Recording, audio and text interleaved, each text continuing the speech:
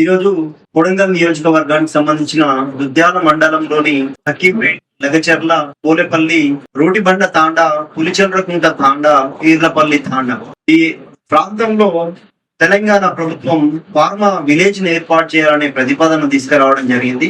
దీన్ని ఆ ప్రాంతంలో నివసిస్తున్నటువంటి గిరిజనులు, దళితులు, బీసీలు అయినటువంటి రైతులను మేము దీన్ని వ్యతిరేకిస్తా ఉన్నాం. మా బ్యానర్ లో కూడా చూసుకోవచ్చు మీరు. కుడివైపు వచ్చేసి కేవల్ కిషన్ గారి ఫోటో ఉంటుంది. అనగారిన వర్గాలకు భూములను దానం చేసినటువంటి గొప్ప వీరుడు కేవల్ కిషన్ గారు. అదే విధంగా లెఫ్ట్ సైడ్ వచ్చేసి చాకలి ఐలమ్మ గారి ఫోటో ఉంటుంది. నిజాం సైన్యం తన పొలం జోలికి వస్తే ఏ విధంగా తిరగబడిందో అదే విధంగా కొడంగల్ ప్రాంతంలో తెలంగాణ మరో నిజాం అయినటువంటి రేవంత్ రెడ్డి గారి మీద తిరగబడేందుకు సింబాలిక్ గా ఫోటో వేయడం జరిగింది. మా ప్రాంతంలో సుమారు 3000 ఎకరాల భూమిని ఈ రాక్షస ప్రభుత్వం లాక్కునే ప్రయత్నం చేస్తా ఉంది. దీన్ని తీవ్రంగా ఆ ప్రాంత వాసులుగా మేము వ్యతిరేకిస్తా ఉన్నాం. మా గ్రామాలను ఖాళీ చేసేటటువంటి పరిస్థితి ఏర్పడబోతుంది. మా పొలాలను ఖాళీ చేసేటటువంటి పరిస్థితి ఏర్పడబోతుంది.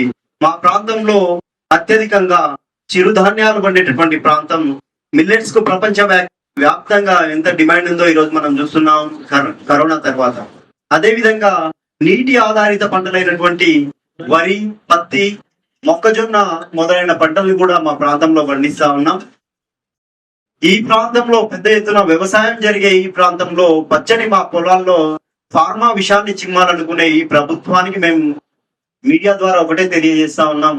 అయ్యా, మీరు కనుక ఈ ఫార్మా కంపెనీలు మా ప్రాంతంలో వెయ్యాలి అనే ఈ నిర్ణయాన్ని విరమించుకోకపోతే ఖచ్చితంగా ఏ ప్రాంతం నుంచి మీరు ముఖ్యమంత్రి అయ్యేందుకు సహకరించామో అదే ప్రాంతం నుంచి మీ కాలు బట్టి గుంజి కొండారెడ్డి పల్లెలో వేసేందుకు కూడా ఖచ్చితంగా పూనుకుంటాం. అకింపేటలో ధర్నాలు చేయడం జరిగింది, దుద్యాల్లో చేయడం జరిగింది, వికారాబాద్ లో చేయడం జరిగింది.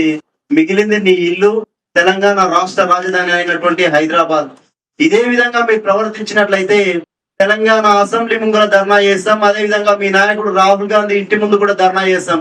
ఎట్టి పరిస్థితుల్లో ఫార్మా కోసం భూములు ఇచ్చే పరిస్థితి లేదు. దీన్ని దయచేసి మీరు అర్థం చేసుకోవాలి. మా భూముల జోలికి వస్తే ప్రాణాలు కూడా ఇవ్వడానికి సిద్ధంగా ఉన్నాం తప్ప భూములు ఇచ్చే పరిస్థితి లేదని చెప్పేసి మీడియా ద్వారా రేవంత్ రెడ్డి గారికి నేరుగా తెలియజేస్తా ఉన్నాను. ధన్యవాదాలు.